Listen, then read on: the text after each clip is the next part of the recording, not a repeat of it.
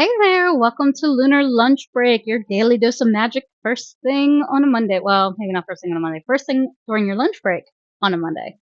All right, so if you haven't been here before, welcome. I am Evylyn Rose.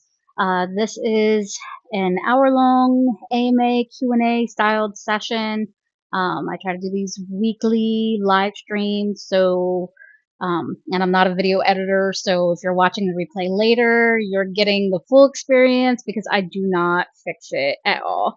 I tried to do all that before, and that's just too time intensive. And if you're a video editor, it's quick, easy. Unfortunately, that is so time consuming, especially given my common use of things like, um.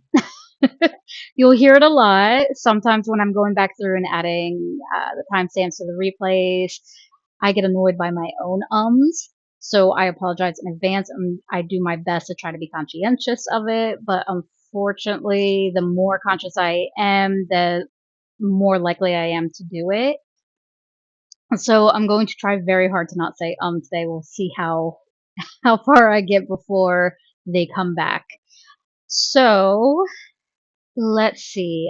Some things from, I'll have more updates at the end. I have made sure to kind of simplify my slides at the end and the outro so that you get an update slide and then a reminder slide so there's not so much text all at once jumping at you. So I will go over some updates of some upcoming events that are happening this summer, as well as some other offerings coming up along the way. Not all specifically tarot. Then, let's see. Oh, I don't have too many questions lined up for today, so if we get questions in the chat, we'll keep going for the full hour. But if I'm able to answer these quicker than usual, uh, then we'll just end whatever time we end. I won't sit here with awkward silences. Let's see. So from this weekend, for those who are in the Newark area, some of you may have already seen me there. If you were one of the people who came by the little treasure shop and gallery in Newark, Delaware, we had the first full weekend of my presence there. Sunday was a little slow, which we kind of expected, but Saturday went really, really well. We're talking about expanding to make it Fridays and Saturdays instead of Saturdays and Sundays. Which thankfully the next appearance coming up, it's going to be the Summer Ween in June, and I'll talk about this again at the end. They, with that event, will be Friday through Sunday, so we'll get to see how Fridays are as well. The Summer Ween will be extra fun because I will get all dressed up. I haven't decided what to wear just yet, but know that any excuse to wear costumes, I'm on it. I'll be there. Let's see.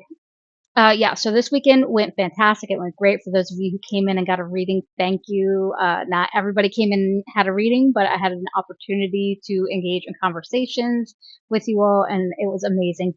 Thank you for taking the time to speak with me, sharing your stories, letting me pick your brain. I had a couple people that I pestered them with all the questions about things. So thank you for letting me pick your brains on that. Got to see some of the vendors who came in.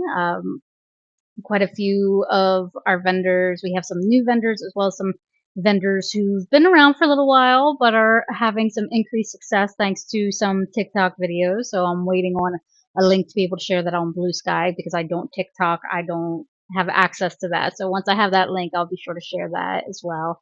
So lots of good stuff, lots of exciting things happening over at the little treasure shop and gallery. So again, if you are in or nearby the Newark, Delaware area, definitely put that on your list, get that on your maps. So when you're in the area or passing through the area, you can stop in and check us out. It is definitely a little gem in our state, so worth visiting. Oh, there we go. There's the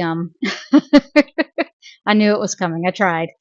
So with all that said, let's go ahead. I think we've given a few minutes for people to arrive and come into the stream. So I'm going to go ahead and get started. Let me remember. Sometimes I remember, sometimes I don't. I'm going to just put type your questions into the chat at any time. I should type this out ahead of time, but so I just copy paste it. I will make a mental note to do that.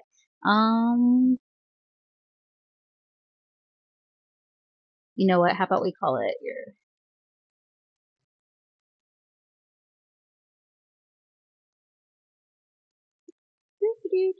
there we go. That way, if anybody pops in here, that'll be sitting in the chat. So hopefully, anybody who pops in will see it, won't miss it. Let's see. Okay, everything seems to still be functioning. Good chat. All right. Sometimes the chat and sometimes the audio likes to mess up on me. If you've seen some of the replays, like you know that I've had issues with things not working. So I'm trying to make a point of taking a peek and confirming that everything is still functioning. All right. So let's dive in. So again, I only have it looks like 4 questions lined up. So I answered so many questions so fast in last week's session that I didn't realize that it was going to be a slower week for questions coming in. So that's okay. It's okay. Sometimes it happens and works out that way. All right. So I think I'm going to start with my hard question. So this question was, what are the best books or resources for a beginner? So part of what makes this question especially hard is that I was not provided context as to what you mean for beginner. So when it comes to tarot specifically, I usually just say the tarot deck itself is your best resource, whether that's a tarot deck that, you know, it was gifted to you, that you went out and bought, whether it's your first one or your millionth one. Some of us have more tarot decks than we do books. I'm not quite that bad, but if you knew how bad I was with books, you'd understand how bad I still am with tarot decks. So each of those always come with like a little booklet. I know some say like they'll come with a QR code, though I say if it has a QR code and no booklet, be skeptical because that may actually be we'll call it a forgery. So those are very common, especially if you got it for very inexpensive prices. They tend to be smaller in size. They have no booklet. They don't mention the publisher at all, and it gives you a QR code to a sketchy site that seems to have all the booklet from every single possible deck available. Those are forgeries. Please don't buy those. If you catch it, don't buy it. Uh, that's part of what makes the authentic real ones more expensive, and it also means that somebody else is making a whole lot of money off of somebody else's artwork. So not only are the publishers not getting their money, but the artists are not getting their money. So please don't buy the knockoffs. But find yourself an authentic tarot deck that comes with a little booklet. It may be just a tiny thin little booklet, or it may be a more elaborate booklet these days. If it does only have a QR code, confirm that it gives you publisher information. If there's no publisher information and there's no like message from the artist saying it's like self-made, like that's avoid it. But anyway, when you get that little booklet and that tarot deck, those are the best places to start. There are plenty and tons of like Tarot 101 books that provide more in-depth information, how to do spreads, all that way more than the little booklet does. But for me, I am of the approach that if you plan to really get involved with this tool, start there. Uh, tinker around with it, play with it, try to explore doing readings. Do readings for things where you already know all the answers to kind of get a feel for it. And then from there, that's when we start getting into books. That's when we start getting into different courses, training. I personally recommend learning who your local tarot readers are, finding out which ones offer Tarot 101 courses, workshops, especially live in person. Having that opportunity to be in person lets you kind of get a better feel for some of the stuff that's being talked about in some of the online videos. I know my Tarot 101 is super basic, free, and it's online pre-recorded format. For some people, that's perfect, but there is something to be said for getting alive in person. So while I'm always going to recommend my own pre-recorded one-on-one, if you do that one as a starting point, come make a point to also use that to kind of make sure that the person that you're getting this live workshop experience from is legit. Their style and approach might be different, but if they're giving you some like really bonkers woo woo out there information, having gone through my tarot 101, it'll help you spot that difference between the authentic and the inauthentic, or just uninformed. Sometimes it's just uninformed.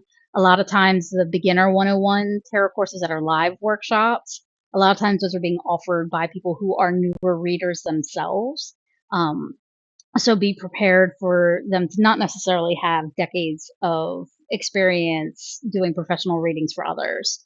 Uh, and that's just because by the time we get further in our stuff, we kind of don't like to do the spend a lot of our time and energy on those one-on-ones. That's why mine is super short, basic, and available online for free, because offering that level in paid workshop experiences, like I personally, where I'm at in my tarot experiences, is so beyond doing that, because that's part of that experience is part of the training of professional readers, is to provide those one-on-ones. So find them, explore them, they exist, but make sure you go in there knowing at least a little something so you can spot anything that might not be accurate. Uh, but again, that's tarot specific. As far as books and resources for beginners and other topics, definitely this is where my resource that I always have linked in the show notes for Messages in the Moonlight. That's the website that has free information about modern Wicca and witchcraft. That one has tons of book reviews. It doesn't have every book I've ever read on these subjects. There's a lot that didn't make it in there. Some I kind of wish I would have made a point to put in there, but I didn't, and I kind of feel bad because now I don't have those books to go back to. But I do try to go back and add those reviews I've skipped over the years. Uh, so with those do give you your opportunity to see. I'll talk about like what level those are. They introductory? Are they a little bit more advanced? Uh, do I recommend them, or do I go, kind of give me pause, or maybe skip this one? I am trying to move some of those reviews onto a specific page for critical reviews so that you know to avoid those. Um, but you can still go through, kind of do that, like I said before, like do that control F if you're on your computer, or kind of do your, like, go into your settings and do the find so you can find in page and try to search for things that say recommend, or, good or great, or some words like that that'll help you find those books for that.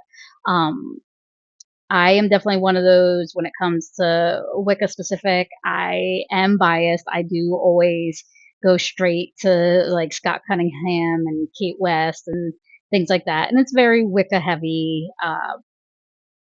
And I know some people didn't like, they don't care for the solitary practitioner because they see it as being too simplistic. And it's like, it's an introductory book for somebody who doesn't have access to a teacher. So it's supposed to be basic, because you start basic even when you have a teacher. Like, that's how it's supposed to be. The other big complaint I see on it is that he uses the word shaman. And at the time that that book was written, language wise, that was the word that we would use to describe it, with the principles that he was talking about and the approaches that he was talking about. So it's one of those, read it in context. So while I know there are those out there who are critical and say you don't need to read that, I personally say you can't go wrong with Scott Cunningham's intro books. They may not necessarily be perfect, but they are great starting points to jump off from. Um, and then you kind of get to explore. Of course, I know I fangirl terribly with Matt Oren's books, but I don't necessarily think of those as those intro 101s. Is Psychic Witch maybe, but if you're more toward wanting something more path specific, you're going to want to find books that are more path specific. But if you are looking for more intuitive psychic approaches to things, that definitely, his Psychic Witch book is definitely a way to go. When that came out, I immediately was like, this is the modern day Scott Cunningham. Like, it's that like, you can read it, you can understand it, it's gonna help you out. But again, if there's a specific path you're looking for, if there's a specific practice that you're looking for and you want books or resources, let me know what those are, because it is hard to say this resource or this author or this teacher. Um, it's hard to say that without knowing specifically what topic we're touching on here. But again, if it's tarot, get yourself a deck. If it's an oracle deck, get yourself some oracle cards. Basically, get the thing. But if it is a path specific, you're trying to get started on a path, depending on that specific what you're looking for. Are you looking for witchcraft? Are you looking for Wicca? Are you looking for heathenry, druidry? Like, what specific thing? Is it a specific practice from a particular culture that may be a living tradition? Like, all of that, my recommendations are going to be specific based on what specifically you're looking for. So just reach out, let me know what it is that you're looking for, and I'll be happy to help point you in the right direction for that. But again, with tarot, get yourself a tarot deck. Definitely take my free Tarot 101. It's pre-recorded. You can do it at your own pace anytime. You will, of course, get those nagging messages to remind you that you haven't finished the course if you haven't finished it yet. So definitely take a look there. Start there for tarot. Um, Technically, you could start there for anything divination related, but it's geared more specifically for tarot. Let's see. So again, reach out, let me know what you need. I'll help you with a more nuanced, specific answer. All right. With that said, again, if you're just coming into the chat, please make sure to type your questions into the chat anytime. I'm just answering some questions that were asked to me ahead of time, but it is the questions that come up in the chat that I prioritize. So while I'm answering this next question, please make sure to type your questions into the chat. All right. I'm going to drink a little bit of water. I'm remembering I'm getting better. All right.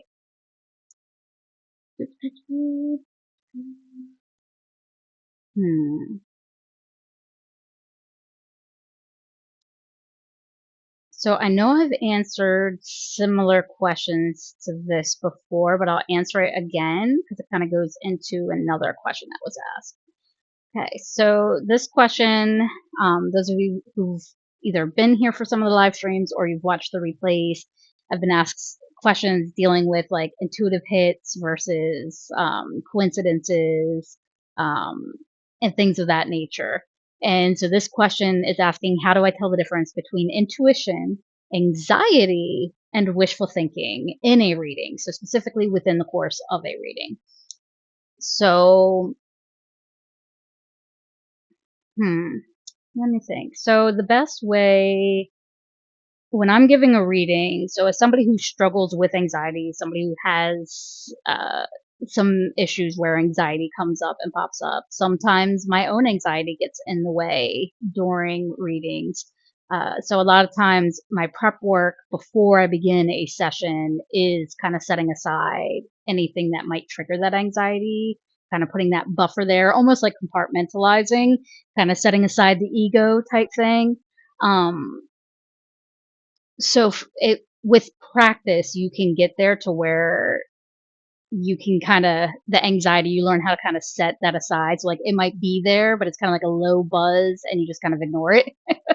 That said, that takes a lot of practice and work to get there. So if you're still in those early stages, recognizing that difference, the biggest thing is recognizing anxiety within yourself. So that's going to be the easier one, in terms of intuition versus wishful thinking, is going to be the anxiety piece. Differentiating that one is the easiest out of these three, because all of us who struggle with anxiety, whether you struggle with it to the degree of a disorder or mental health related condition, or just regular anxiety that all of us go through from time to time, and you're just having one of those moments, getting really familiar with what anxiety feels like within your own body. Does it come with a sense of panic? Does it come with like a like, oh my gosh, I can't like sit still. I need to do something.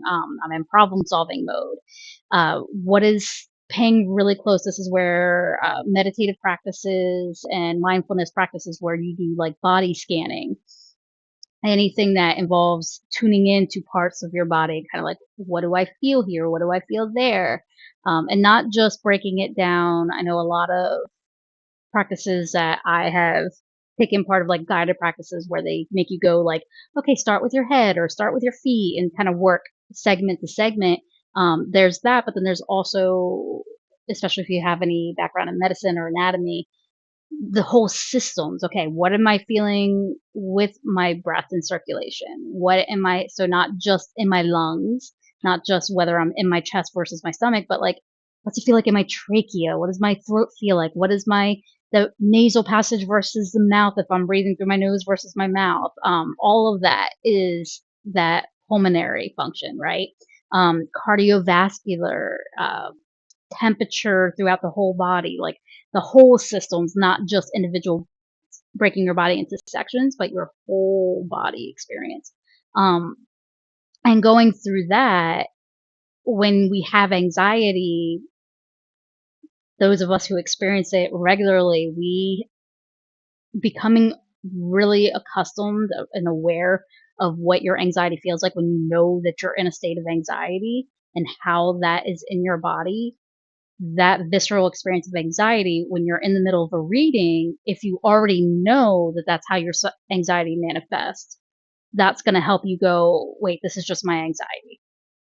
This is not, this is not part of the reading. This is not an intuition thing. This is not me having an empath moment. This is my anxiety. Okay, so this is why it's so important to do that kind of work. I know I've been pushing since I started this business, like, any divination practice you want to do, any sort of spiritual practice that you want to do, you have got to incorporate some form of what today most people would know as either meditation or mindfulness, whether you're doing mindfulness within a specific living tradition or spiritual path, or you are purely looking at it from a agnostic or secular uh, psychological research or medical research standpoint.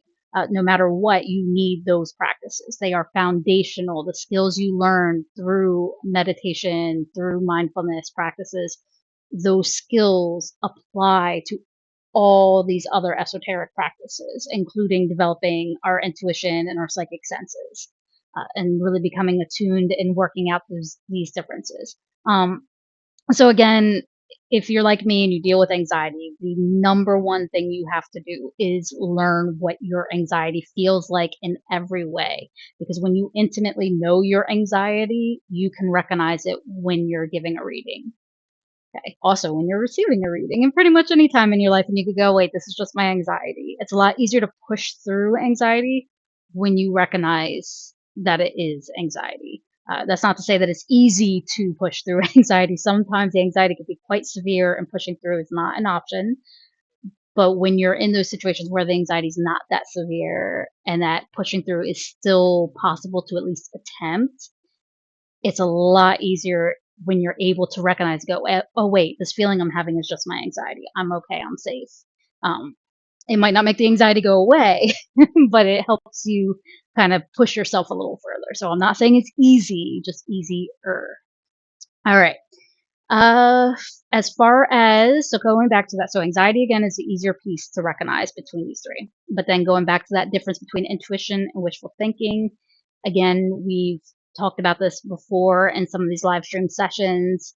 The intuition being those things that we pick up on, whether it is subconsciously picking up on all the data around us and we're able to make sense of it, which is the general understanding of how intuition works, or it is a bit more beyond that and we scientifically can't yet explain how it works, though we have some general ideas, we can't fully explain it because it can't fully be tested, right? So no matter what you mean by intuition, there's that. And ideally, when you're doing a reading, you are using these intuitive and psychic skills. And then your wishful thinking is like what I want it to be. This is what I think it is. This is what I'm pretty sure it is. This is what it sounds like. This is what it is. Those are going to be your wishful thinking. Whereas your intuition, your psychic, it's going to be one of those things where it's just nagging at you, and you're like, as much as I'm trying to ignore this, this keeps popping up. So sometimes this comes up in readings where I am doing the reading, and I've of course come in with a diverse background, highly trained in various industries and skills. So depending on who's sitting across from me, sometimes I can, like, I don't even need to do a reading for them, and I can answer the questions that they have because I just have that knowledge already to be able to assist them. So when I'm doing readings, I have to make sure to kind of set that side of me apart. Not that that information can't come out, but I try to make sure that the client knows, like, this just coming from my background, I just want to say. But for the reading aspect of it, focusing on what's coming through. So sometimes I'll be looking at cards and I might have a thought pop up, and I'm just like, mm, that's just what I want to say to them. So like I'll keep going, and as I keep going, like I keep feeling like a tug back to that card, back to that, like, say the thing, right? And that is different for me than, say, my squirrel brain, ADHD, like impulsive, like I really want to say the thing. Don't make me. I. Why do I have to wait my turn? I want to say the thing. I need to get this out of my mouth, right? There's that urge, but this is more like a. I don't even want to say it, but I keep, like, it just keeps pulling me back to it, and now my brain won't stop going back to it. Like no other card I look at gets me away from this message. Um, and those tend to be the intuitive messages. Those tend to be the ones where in the moment when I'm like, I don't know why, but I just need to say this. And then when I do, I can see that look come over the client, and I can see, like, this is the light bulb goes on that for them makes all the rest of everything I've said click into place and make sense for them. And that was the intuitive hit. So the wishful thinking again tends to come from our own bias, our own worldview, our own what we want the answer to be or what we think the answer should be and we want to be right. Whereas when you're giving readings, what you want it to be, what you want to be right doesn't matter. Like there's what is and what you want it to be. And the reading is going to demand that you give what is and that you share what is. You're welcome to share what you want it to be, but that's going to be the wishful thinking. So the intuition piece is that piece that keeps, like, calling, that keeps nagging, that's like, say this thing. This is important. Um, Hopefully that makes sense. It makes sense to me because I experienced it, and for others who have experienced that, hopefully understand what I'm trying to say here. But hopefully that explains that difference. And again, I have answered very similar questions to this in other live streams. So I definitely invite you to go back to those. I do add the timestamp so you can just kind of go back through, find the question, click on it. It'll take you straight to that. And that'll kind of help you differentiate a little bit more there. I think other versions of this question talked about, like, pattern seeking and things of that nature. So if you need a little bit more there, just let me know. Um, but start going back to the other questions, and then hopefully between all of these times that I've answered this and similar questions, we'll cover what you're looking for. If not, reach back out. All right, let's see. All right, again, if you're just popping into the chat, I am going through some questions that were asked of me beforehand. Feel free to drop your questions into the chat, and I will make sure to prioritize those next.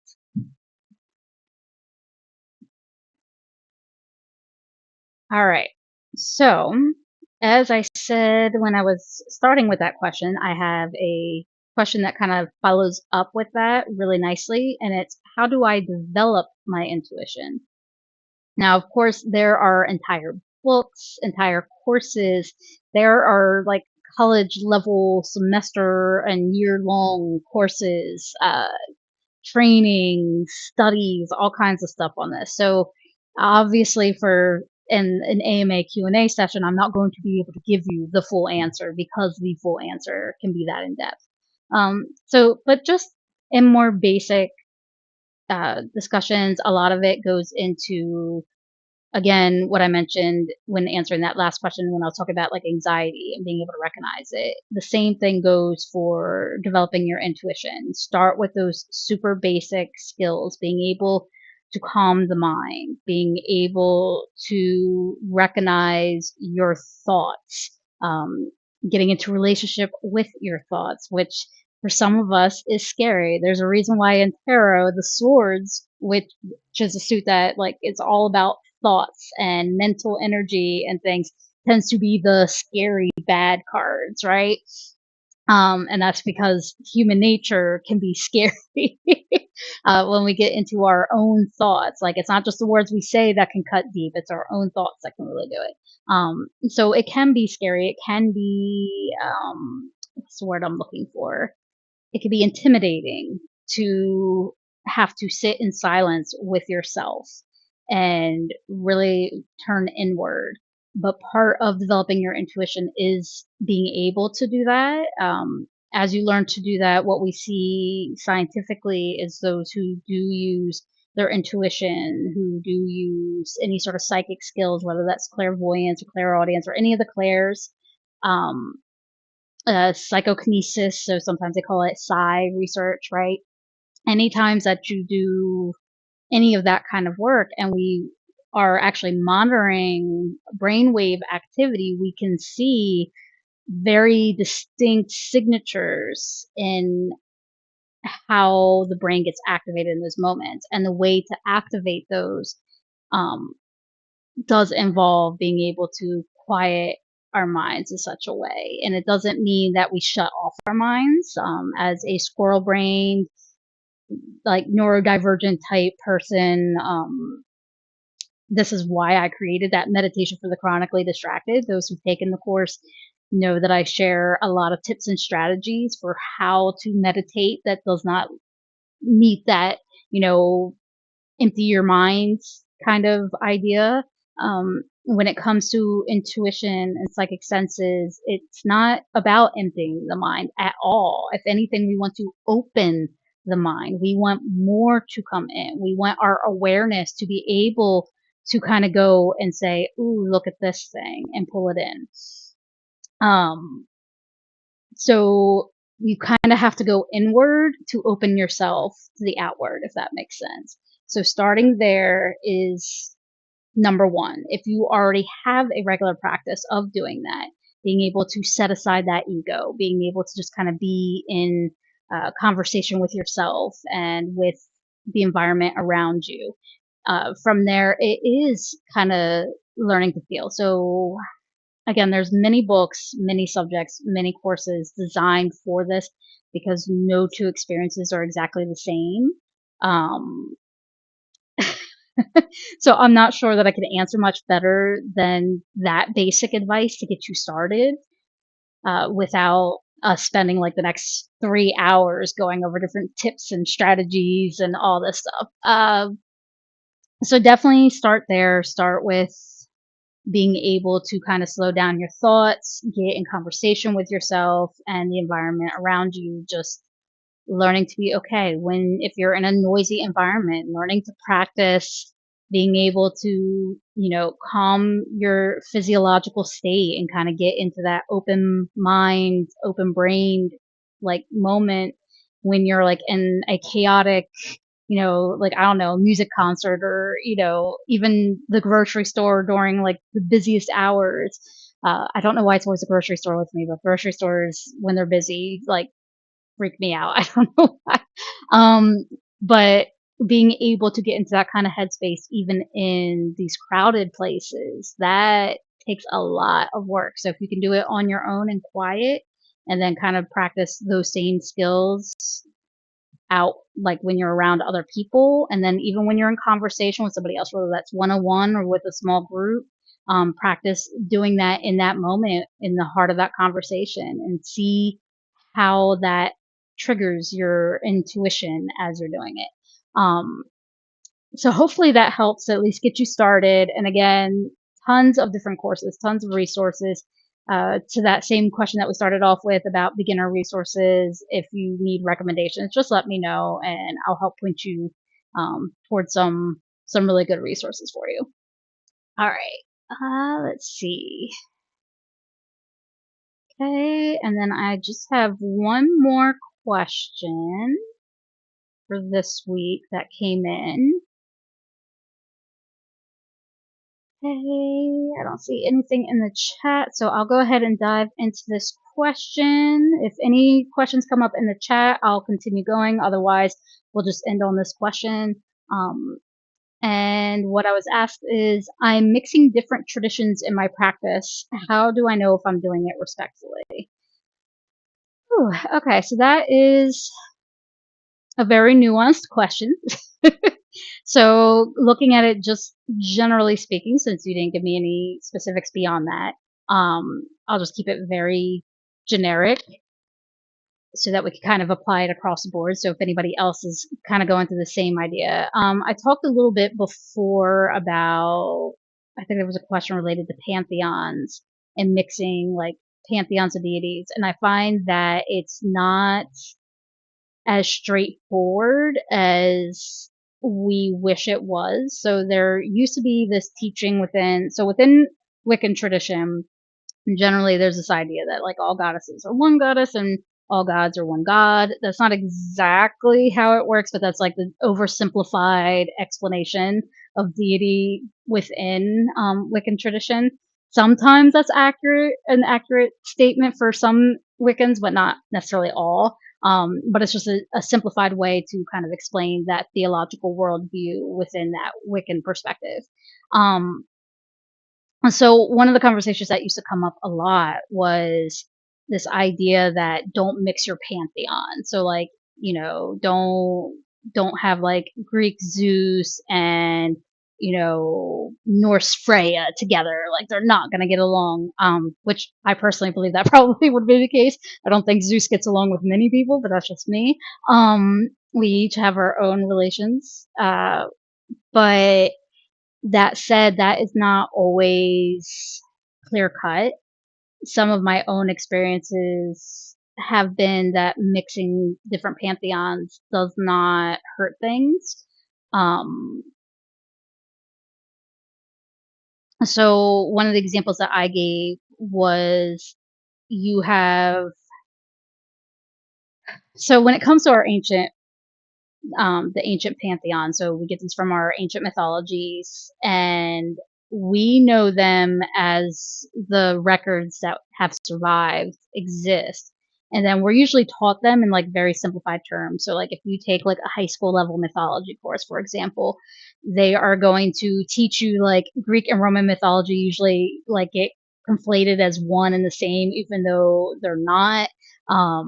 Even if you focus on like say just Greek mythology alone and you look at Artemis, for example, and you break it down, well, even within the different city states, they look at her differently.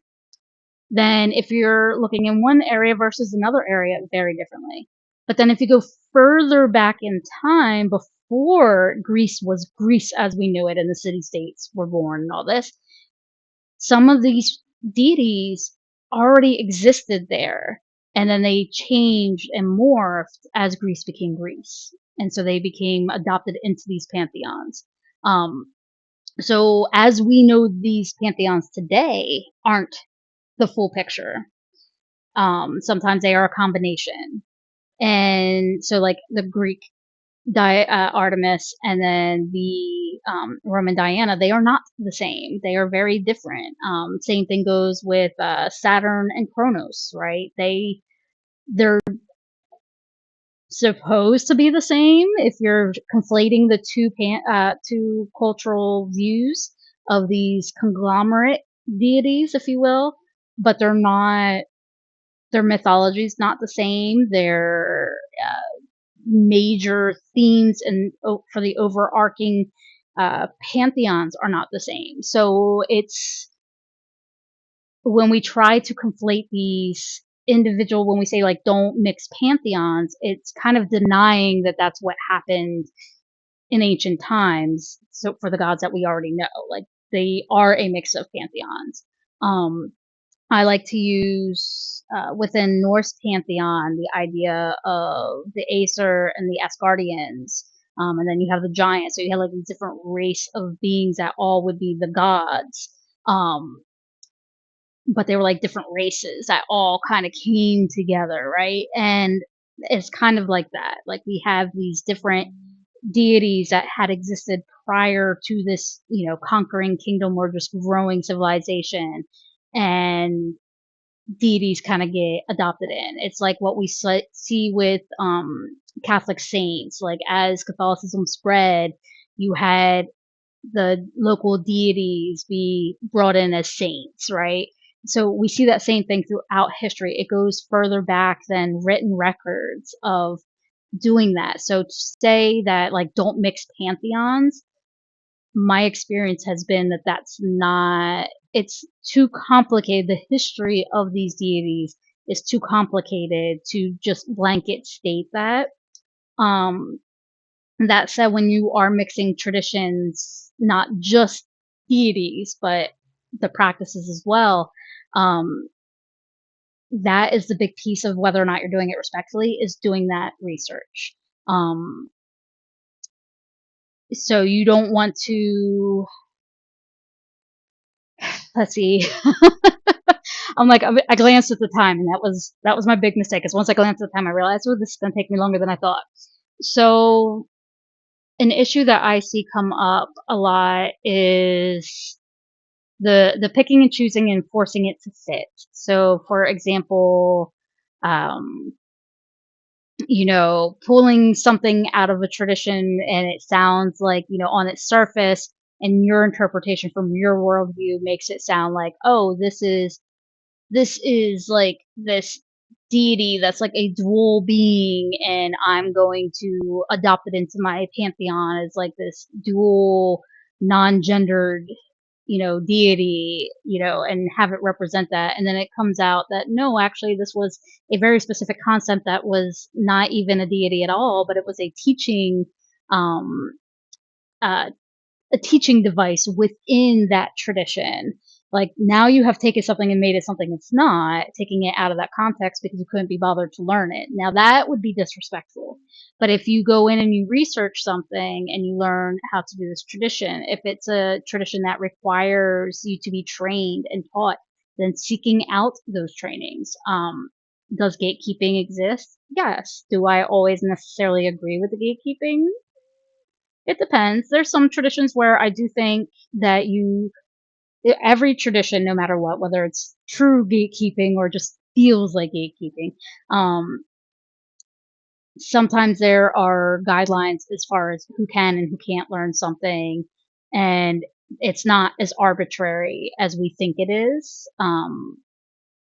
It can suck sometimes to be told like, no, I'm not going to train you because XYZ, and you're like, oh, that's a terrible reason not to train me. Like if you told me I won't teach you medicine because you're a woman, like that would be terrible. That used to be the case. They would not teach women how to do these things, just for the sake of being women.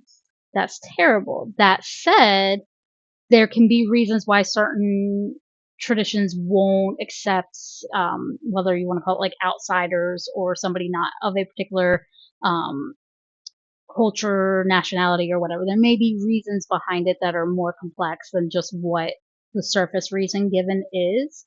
Um, so being respectful of those boundaries. I have known, I have had friends who have desired to be like to learn based on their they had heritage within a particular Native American tribe, and they wanted to learn how to do the shamanic practices of a different Native American tribe. Naturally, those teachers were like, yeah, no, I will not train you to be a shaman within our tradition. That said, they were accepted to learn some of the practices. So could they practice those things that they were taught? Yes. But could they position themselves as a shaman within this tradition? No, because they were explicitly told, like, we won't do that. And so that's another way to do it is, but again, if you are mixing traditions, in different ways. It's all in how you approach it. That is the biggest thing, is learning. If in the course of your learning you realize, oh my goodness, I was doing this wrong, or my understanding was incorrect. So that first example I gave of, like accidentally taking a concept and thinking it was something else than what it was, owning that, just saying like, "Ooh, wow, I made a mistake. Let me stop doing that. Let me fix this. Let me not try to force this to happen. Let me not try to argue this. Let me let this go." Um, and own that. And that's a big part of doing it respectfully. There have been things where I have in my earlier days been like, "Ooh, hodgepodge this and throw this in there, and like let's throw some elfin lore in there for good measure." And no, it was just I can thankfully say that back then, like, we did not have social media like we do today. We didn't have live streaming things. So not every one of my nonsense moments was something that I put out there into the world. But whether you put it out into the world or not, just owning it and just saying like, "Hey, I made a mistake." So that's a big part of um, being respectful when you are looking into mixing different traditions. It can and does work. There's not It's not as taboo as it used to be. It used to be huge taboos, but nowadays, like, there's so much out there that you can't it's not disrespectful in and of itself to mix traditions. The biggest thing is just take the time to learn, take the time to understand, challenge your own worldview. Um, if the tradition that you are, or the traditions that you're exploring, are different from what you have grown up with or that you have been exposed to regularly, that means your worldview may be very different. So taking that time to challenge your own worldview and understand the worldview that these traditions like come from, that's going to help you to have the most respect when you do it. And again, when it comes to living traditions, if the teachers, the elders within those traditions say no, just respecting those boundaries. Um, Hopefully that kind of helped to get you started. Again, I realized as I started to answer the question that this is way more involved of a question than I had time to for this session. So if you want more details on that, or if I said anything that didn't really make sense, or if I did a squirrel brain, like half answered something and then kind of went off in another tangent, just let me know. I'm happy to revisit it and get a little clarity on this. Um, all right, so let's see. So that looks like those were the questions that I had.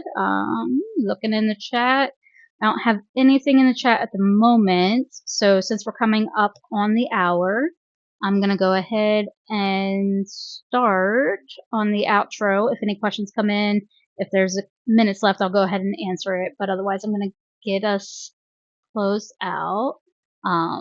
Okay, so again, I'm experimenting with having two separate slides, so bear with me on the tech bits here. So for the updates, the next local appearances, are both here in Newark, Delaware. The next one is going to be June 5th, so this Friday. They are having Newark Night. Those of you in the area, uh, if you're newer to the area, then you'll have no idea what I'm talking about. If you have been in the area for a long time, you may remember Newark Nights. They are bringing them back this year. So I think it was around the time of the pandemic that they stopped doing it. So this is the first one in like 5 or 6 years. So what this is they will, on Friday afternoon, they're going to close down, what is that? Is that East Main Street? And the only traffic that'll be allowed in will be the vendors to drop off our gear, and then we're going to get set up so the entirety of that strip of Main Street will be filled with vendor tents, events, all kinds of stuff. It goes on from 5 p.m. to 9 p.m. And it's just a blast. Some of the local businesses and shops will stay open and participate as well. So definitely come out if you're in the area, whether you live in Newark, Delaware or not. If you're just in the area, come check that out. It's going to be fun. I will be there on the eastern end. So like right at the start. I don't know exactly where my booth will be, but I know I'm on that end of the street. So that would be the end nearby, where like that dental office is. So like before you get to the shopping center, I'll be down on that end, like when you first turn onto Main Street. All right, and then the next event after that will be the Little Treasure Shop is doing their Summerween experience on June 12th, 13th, 14th. So it's a Friday, Saturday, and Sunday. So I'll be there for all 3 days of that, and I'm planning to dress up in costume because any excuse to dress up is totally worth it. I haven't decided what I'm going to wear yet. If I'm going to wear the same thing all 3 days or something different each day, we're going to find out. But that's coming up in the middle of the month. And then a couple other updates. I mentioned this in a couple places, some of the socials, that I am working on updating Hella's story. This is a novel that I self-published back in 2012. And so a lot of the what do you call it? The non-story part. So like the introduction type stuff, the author bio, that kind of information needed to be updated because I wrote that so long ago and it was before the business, before a lot of things. So that was a desperate need of a rewrite. So while I was at that, updated the cover, and I was like, you know what? I did such a rush editing on this story back in 2012. I've decided to kind of go back and do some editing. So I am planning to re-release this. Hopefully, my goal is within the next couple months, so definitely before summer is over. I'm a little more than halfway through kind of going through it, doing a more intentional edit, catching all those typos I missed, fixing any of that little kind of stuff. Um, and that'll hopefully, if you're one of those grammar nuts like me when I'm reading books and like typo after typo, it'll drive me nuts. So if you're one of those who caught a lot of my issues with the original edition, that's all this one really does. The story itself isn't changing. Very little bits of extra is in there. So if you've already purchased it before, don't panic. But if you've never purchased it, stay tuned and I'll keep you up to date on when that will be re-released.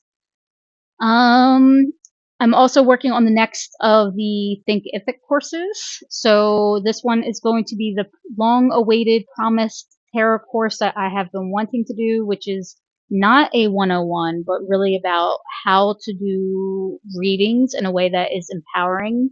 So none of the doom and gloom. This is that really learning how to approach it responsibly, kind of getting more into the details than what you would get from your basic tarot learning courses. Um, and so that one's going to be coming out. I have not set a date yet for this, but I am working on this behind the scenes.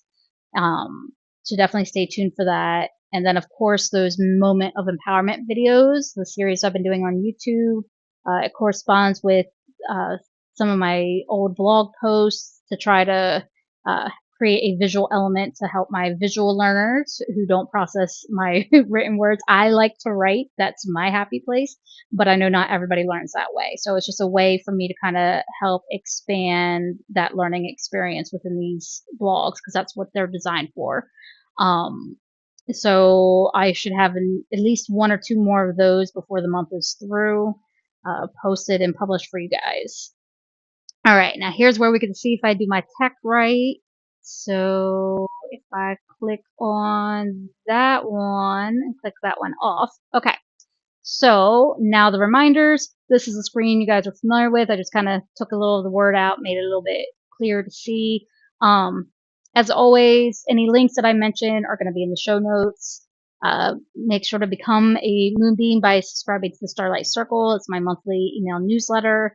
You can also enroll in my Tarot 101 with Evylyn Rose. That is a free mini course that's self-paced, pre-recorded, has text, videos, handouts, all designed to help you explore and understand what tarot really is. So it is designed for both seekers and skeptics alike. Um, you can also explore my website. So there's my main website, which includes my monthly blog. There's also the Light Weavers Clearing. This is where you would find the Tarot 101 and any other courses or digital downloads that I offer. So any of those learning, on-demand learning experiences. Or I guess non-local, I should say. And then, of course, Messages in the Moonlight that I was talking about earlier. This is a free resource that I started like eons ago. It feels like so back in I think 2023 was when the website started, but its precursor started like a year or two before that. So it's been around for a long time. And then, of course, follow me on social media. If you're here, you already know that I do Twitch and YouTube. I'm also most active on Blue Sky, but you can find me on LinkedIn and others. Um, of course, the next live stream will be Monday at 1 p.m. If for any reason anything needs to be skipped, I usually try to post it within the YouTube post. So if you're sitting around on a Monday waiting for me, check to see if I posted something, and that'll let you know if I'm not able to for whatever reason. But at this time, I'll be there next Monday at 1 p.m. Um, if you don't want to put questions in the chat, if you want your questions to stay anonymous, you can always send them to me ahead of time, and then I add them to my running list. So you can send them by email, you can DM me on social, or if you're local to, the Delaware area and you see me out and about, just stop by, ask me your questions, and let me know you want me to answer them in the live stream, and I'm happy to do that. Um, as always, if you haven't already, make sure to subscribe to this channel. Doing that lets you know when I go live. So if you don't want to have to remember that I'll be here Mondays at 1, just hit subscribe and you'll get that little notification to let you know when I've gone live. Also, as well as with those moment of empowerment videos, it does give you a notification to let you know that when I upload a new video. Uh, Also, to help you and others find more videos like this, make sure to like and comment below. The comments don't have to be anything super fancy if you don't want it to be, but it just helps to essentially help the algorithm understand what you want more of. Um, and looking at it, I did not have any questions come in the chat, so I'm just going to leave it there. Thank you again so much for joining me today, and I hope to see you next week. And as always, keep radiating hope into the world.